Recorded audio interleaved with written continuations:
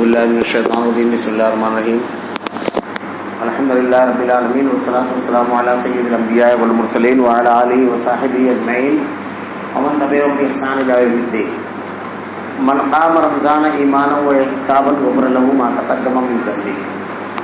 اللہ کے نبی صلی اللہ علیہ وسلم نے رمضان المبارک کے بارے میں اس کی فضیلت اور اس کی اہمیت اور اس میں کیے جانے والے جو اعمال بیان فرمائے ہیں، اس میں ایک عمل رمضان المبارک میں یہ ہے کہ اللہ کی جناب میں کھڑا ہو آدمی قیام کرے، تراویح جسے ہم کہتے ہیں۔ حضرت ابو ذر غفاری رضی اللہ تعالیٰ عنہ ارشاد فرماتے ہیں کہ اللہ کے نبی صلی اللہ علیہ وسلم نے ہم لوگوں کو 23ویں شب کو تراویح پڑھائی، ہمیں نماز پڑھائی، طویل نماز پڑھائی آپ نے۔ اس کے بعد آپ 24ویں شب نہیں نکلے، پھر 25ویں شب آپ نے ہمیں نماز پڑھائی۔ اس کے بعد ارشاد فرماتے ہیں پھر 26ویں شب آپ نہیں نکلے، پھر 27ویں شب آپ نے اتنی طویل نماز پڑھائی کہ ہمیں فلاح کے چھوٹنے کا ڈر ہوا۔ تابعین نے آپ سے سوال کیا فلاح کیا؟ تو آپ نے ارشاد فرمایا ہمیں یہ ڈر ہوا کہ کہیں ہماری سحری نہ چلی جائے۔ اللہ کے نبی صلی اللہ علیہ وسلم نے اتنی طویل نماز پڑھائی۔ دیگر روایتوں میں آتا ہے کہ اللہ کے نبی صلی اللہ علیہ وسلم نے 3 روز تراویح پڑھائی۔ اس کے بعد صحابہ اکرام آپ کے انتظار میں بیٹھے رہے، لیکن آپ حجرے سے باہر تشریف نہ لائے۔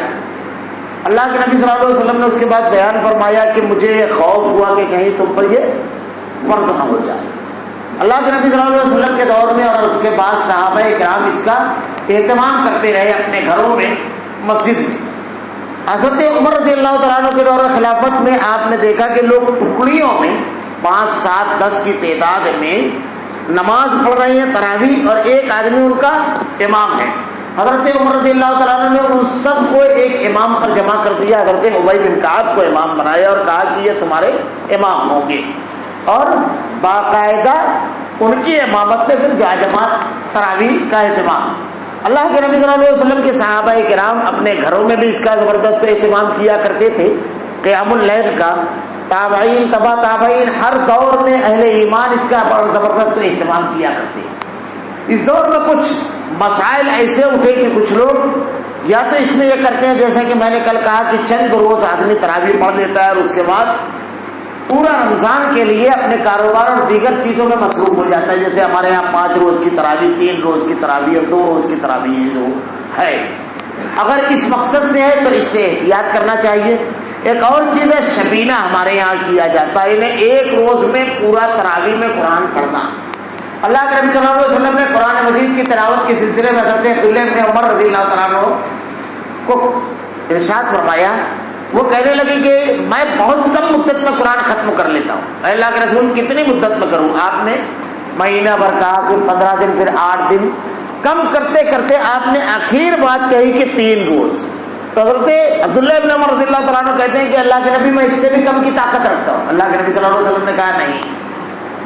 اور حضرت عائشہ کہتی ہیں کہ میں نے کبھی نہیں دیکھا کہ اللہ کے نبی صلی اللہ علیہ وسلم نے ایک شب میں پورا قرآن ختم کیا ہو۔ تو اس لیے نماز جب پڑھی جائے تو نماز میں اپنے آپ کو تکلیف نہیں دینا ہے، اذیت میں نہیں ڈالنا ہے۔ ایک مرتبہ آپ حجرے میں تشریف لائے، بخاری کی روایت ہے، آپ نے دیکھا ایک رسی ٹنگی ہوئی ہے، پوچھا کس کی ہے؟ کہا زینب کی۔ کہا کیوں ہے؟ کہا اس لیے کہ نماز پڑھتے ہوئے جب تھک جاتی ہیں تو اس سے اپنے آپ کو لاحظ لیتی ہے۔ یعنی نماز جب ہم پڑھ رہے ہیں تو پورا خشوع و خضوع اور دل جمعی کے ساتھ قرآن کو ختم کرنا تو یہ اچھی چیز ہے، کیونکہ اللہ کے نبی نے ہر سال رمضان المبارک میں حضرت جبرائیل کے ساتھ ایک دور کیا، اور جس سال آپ اس دنیا سے رخصت ہوئے آپ نے 2 دور کیا۔ لیکن قرآن دل جمعی کے ساتھ پڑھا جائے، دل جمعی کے ساتھ سنا جائے، نہ اتنی طویل نمازیں ہوں کہ پچھلے پڑھنے والوں کی طبیعت اونگ جائے، اور نہ اتنی مختصر ہو کہ روحانیت اور یہ تمام چیزوں کی بجائے ایسا لگے ہم ایک پروسیجر کر رہے ہیں۔ نماز میں رکعت تراویح کے سلسلے میں بڑے اختلافات ہیں۔ میں نے کل کے درس میں بتایا تھا کہ اللہ کے نبی صلی اللہ علیہ وسلم رمضان اور غیر رمضان میں 11 رکعت ماہ کے پڑھتے ہیں۔ ہمارے یہاں ایک بڑی چیز یہ کہی جاتی ہے، حالانکہ اس سلسلے میں بڑے بڑے احناف کے جو علماء کرام ہیں، مولانا عبداللہ حنفی لکھنوی رحمۃ اللہ علیہ، مولانا قاسم نانوتی رحمۃ اللہ علیہ فیوز قاسمیہ کے صفحہ نمبر 13 پر لکھتے ہیں، مولانا رشید احمد گنگوئی، مولانا ملا علی قاری، یہ تمام کے تمام علماء کرام کی تحریریں آپ کو ملے گی کہ 8 رکعت تراویح کی روایتیں درست اور 20 رکعت تراویح کی روایت درست نہیں ہے۔ ایک بھی صحیح روایت، یہ کوئی ایسی بات نہیں ہے جس کو ہم اختلافی بول کر کے گروہ میں بانٹ دیتے ہیں، ایک بھی صحیح روایت 20 رکعت کی نہیں ہے، بلکہ تعلق دیوبند کے ایک بہت بڑے عالم مولانا عبد الرحمان، وہ صرف اس لیے اہل حدیث ہوئے کہ پہلے دور میں جب مناظرہ کا دور تھا تو باقاعدہ اشتہارات نکلتے تھے کہ کوئی ایک روایت اگر لا کر کے کوئی بتا دے تو اس کا اتنا ہی نہیں انعام رہے گا. تو انہوں نے اپنے استاد سے بات کی، پوری رداد انہوں نے لکھی ہے. ان کے استاد نے کہا کہ فلاں روایت پیش کر دو. جب انہوں نے وہ روایت پیش کی تو اہل حدیث عالم مسکرانے لگے، کہا آپ کیا پیش کر رہے ہیں، اس میں جو راوی ہے؟ تو کہا اس راوی کے بارے میں تو امام بخاری خاموش ہے. کہا امام بخاری کی خاموشی کا مطلب کیا ہے جانتے ہو؟ کہ اس لائق نہیں ہے کہ اس پر گفتگو کی جائے. تو انہوں نے تحقیق کرنا شروع کی اور اس کے بعد بہت صدمہ ہوا. انہوں نے اپنے پورے روایات بیان کی ہے. ہمارے یہاں کچھ لوگوں کے دماغ میں ایک چیز یہ بھی ہے کہ اگر 20 رکعت اور 8 رکعت تراویح اختلافی مسئلہ نہیں ہے، اگر سنت سے ہے تو حرم میں کیوں 20 رکعت ہوتی ہے؟ حرم کے بارے میں 2-3 چیزیں واضح طور پر سن لیجیے کہ حرم میں جو 20 رکعت تراویح ہوتی ہے یہ دینی، مذہبی اور سیاسی دو نوعیت کے معاملات ہیں. اصل میں یہ ہے کہ شاہ سعود یہ لوگ جب شریف حسین جو پورے کے پورے علاقے کا فرما روا تھا، اس کے دور میں حاجیوں کے قافلے لوٹے جاتے، وہاں پر سب کچھ ہوتا تھا، مسجد اور جنت البقیع کے اندر قبے بنے ہوئے تھے، عرس ہوتے، عورتیں جاتی، سب کچھ مکہ المکرمہ اور اس کے اطراف میں سب جگہ جاری تھا. جو اللہ کے نبی کی حدیث ہے کہ جب تک کہ شرک نہ ہو جائے گا قیامت اللہ برپا نہیں کرے گا، وہ حالات تھے. اور ظلم اتنا تھا کہ حاجیوں کے قافلے لوٹنا، ان کے مال لوٹنا بالکل عام بات تھی.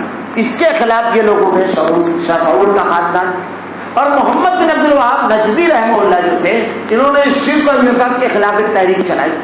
یہ دونوں اپنی اپنی تحریکیں لے کر چل رہے تھے. یہ معاشرے میں اصلاح عقیدے کا کام کر رہے تھے اور یہ ظلم اور بربریت اور ناانصافی خاتمے کی کوشش کر رہے تھے. ان دونوں میں آپس میں یہ ملاقات ہوئی. کہا ہم دونوں کا مقصد یہ ہے کہ اللہ کے دین کو نافذ کریں، تو ہم مل جائیں اور قوت زیادہ ہو جائے تو بہتر ڈھنگ سے ہوگا. کہا ٹھیک ہے. تو کہا اگر اللہ تعالیٰ ہم کو غلبہ دے دے گا تو دینی امور محمد بن عبد الوہاب نجدی کے خانوادے میں رہیں گے اور سیاسی امور شاہ سعود کے خانوادے میں رہیں گے. جب ان کو غلبہ مل گیا تو آپ کو معلوم ہے کعبۃ اللہ میں 4 مسلح تھے. برقوق نامی ایک بادشاہ تھا اس کے دور میں. ملتا ہے کہ اتنے گروہ ہو گئے تھے مسلمانوں میں، جیسے بعد میں جماعتیں بنی تو اتنے گروہ ہو گئے تھے تو ہر گروہ اپنا ایک مسلح بچھاتا تھا کعبہ میں اور اپنی نماز پڑھتا تھا. صورت حال یہ تھی کہ ایک امام رکوع میں ہے، ایک امام سجدے میں، ایک امام قیام میں ہے، ایک سلام پھیر رہا ہے اور کچھ لوگ کھڑے ہوئے اپنے امام کے انتظار میں. اللہ کی توحید کا سب سے بڑا مرکز کعبۃ اللہ کی یہ صورت حال تھی. تو ایک بادشاہ اس نے یہ کیا، سارے مسلح اٹھوا کر ایک مسلح 4 مسلح لگوا دیے، حنفی، شافعی، مالکی، حنبلی. کہا بس یہ 4 مسلح اب چلیں گے. تو یہ جو 4 امام برحق ہے اصل میں تھا 4 مسلح برحق، مگر وہ بعد میں ہو گیا 4 امام برحق. تو کہا اب کوئی امام وہ نہیں چلے گا. اس کی پوری تفصیل آپ کو ملے گی. مولانا محمد یوسف جے پوری رحمۃ اللہ علیہ نے اپنی کتاب حقیقت الفقہ میں پوری تفصیل نقل کر دی ہے. تو بڑی عجیب صورتحال تھی. اس وقت تو اہل حدیث کا ایک مسلح تھا مقام ابراہیم. شاہ سعود کا جب دور آیا تو انہوں نے یہ کیا کہ سارے مسلح اٹھا دیے اور کہا ایک مسلح رہے گا مقام ابراہیم. واتخذوا من مقام ابراہیم مصلی. بڑے بڑے انقلابی اقدامات کیے انہوں نے. تو پورے عالم اسلام میں چونکہ غلط فہمیاں بہت تیزی کے ساتھ پھیلتی ہیں خبریں، تو ایک بے چینی کا ماحول تھا. اور آج کے دور میں بھی مختلف خبریں دیکھیے کیسا ہے. سعودی کے خلاف ایک خبر 1 گھنٹے میں وائرل ہو جاتی ہے، بعد میں پتہ چلتا ہے کہ وہ پوری خبر جھوٹی ہے. تو یہ مسلمانوں میں بالکل یعنی پیٹرن کے طور پر چلایا جاتا. تو اس وقت بھی بڑا تھا.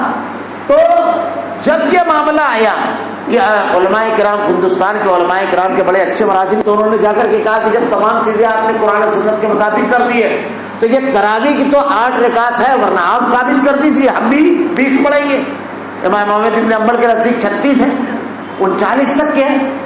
لیکن ان لوگوں نے کہا کہ 8 سنت ہے اور اس کے بعد آپ جتنی بھی زائد چاہے پڑھو، چاہے 16، چاہے 12، چاہے 14، وہ نفل کی نہیں ہے، سورہ ایک الگ مسئلہ ہے. خیر بہرحال جب ان کے سامنے رکھا گیا کہا یہ دینی امور کا معاملہ ہے، ہمارا نہیں.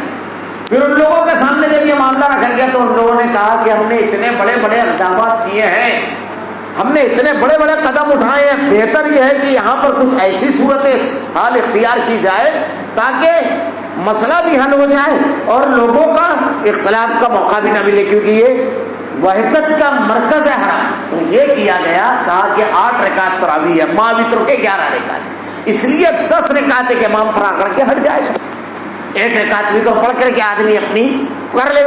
اب اس کے ساتھ جو پڑھنا چاہتے ہیں تو 2 امام پڑھائے گا، اور یہ 2 امام مصلی پر پڑھائیں گے، اور بقیہ اگر آپ رمضان المبارک میں عمرے کے لیے تشریف لے جائیں تو آپ دیکھیں اس کے بعد بھی حرم میں مختلف مقامات پر لوگ ٹولیاں بنا کر کے لمبی لمبی کوئی 4 رکعت کوئی 6 رکعت پڑھتے رہتے ہیں، ایک ایک رکعت میں آدھا آدھا پارا، پا پارا، ایک ایک رکوع، ایک ایک پارا، جیسا بھی سہولت ہے۔ تو یہ کیا گیا کہ صورتحال کو سامنے رکھ کے انہوں نے سیاسی نوعیت کو سامنے رکھ کر کے یہ حل نکالا ہے، وہ دلیل نہیں ہے۔ ہمارے نزدیک ایک بات ہمیشہ ذہن نشین رکھیے، دلیل اللہ کا کلام اور اللہ کے نبی کی حدیث ہے۔ اگر پوری دنیا ایک کام کرتی ہے اور اللہ کا کلام اور اللہ کے نبی کی حدیث اس کے خلاف ہے، ہم نہیں مانتے نہیں مانتے نہیں مانتے، کیونکہ اللہ کے نبی نے کیا ارشاد فرمایا؟ شخصیات، مقامات، یہ سب دلیل نہیں ہے۔ لو کان موسیٰ حیا، اگر آج موسیٰ بھی زندہ ہوتے تو ان کو میری اتباع پیروی کرنا پڑتی، تو کامیابی اور نجات اللہ اور اس کے رسول کے بتائے ہوئے طریقے میں ہے۔ اس لیے عمل شاید تھوڑا کیا جائے لیکن وہی کیا جائے جو نبی نے بیان فرمایا ہے، تاکہ روز محشر اللہ رب العالمین کی گرام میں اب اسے پیش کر سکے اور اللہ کی جناب میں کھڑے ہو تو یہ عمل قبول ہو۔ اللہ رب العالمین سے دعا ہے کہ رب العالمین ہمیں سنت کے مطابق اعمال کرنے کی توفیق دے، رب العالمین بدعات سے، خرافات سے رب العالمین ہماری حفاظت فرما، الہ العالمین ہمارا خاتمہ ایمان پر فرما۔ وآخر دعوانا الحمد للہ رب العالمین، سبحانک اللہم و بحمدک، اشہد ان لا الہ الا انت، استغفرک و اتوب الیک۔